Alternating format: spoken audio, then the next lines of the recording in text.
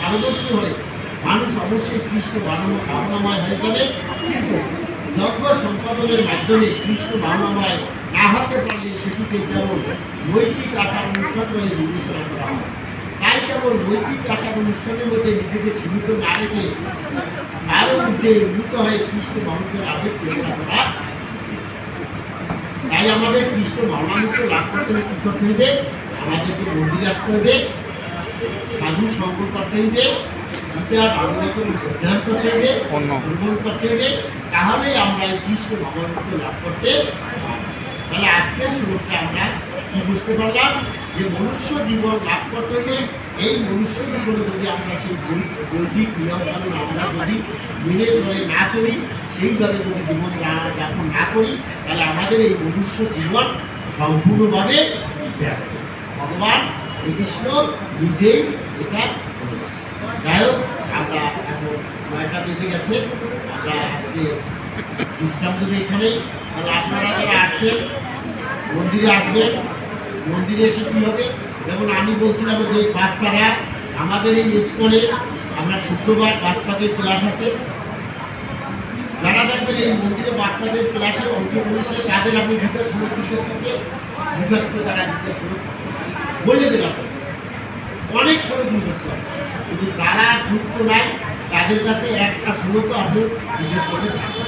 তা আপনাদের বাচ্চাদের শুক্রবার আপনাদের সময় আছে, শুক্রবার আসবে, বাচ্চাদের ক্লাস আছে, বড়দের এখানে ক্লাস আছে, আবার যারা ইউনিভার্সিটিতে পড়ে কলেজে পড়ে তাদের ক্লাস আছে আলাদা।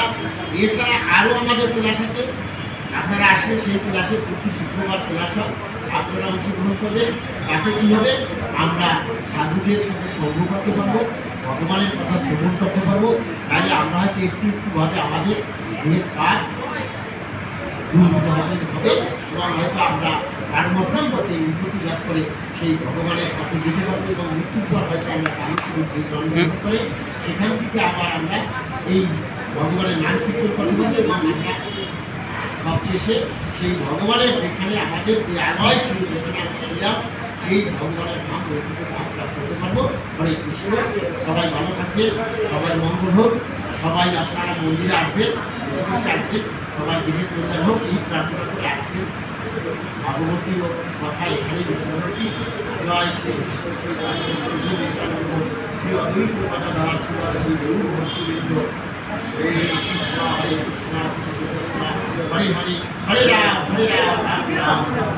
জয় জগন্নাথ বলদেব সুভদ্রা মহারানী কি জয়, রাধা মাধব কি জয়, রাধা সুন্দর কি জয়, কুমার ভাগবত কি জয়, শ্রীমদ ভগবত গীতা কি জয়, উপস্থিত ভক্তবিন্দু কি জয়, শ্রীমন্তের ভক্তবিন্দু কি জয়।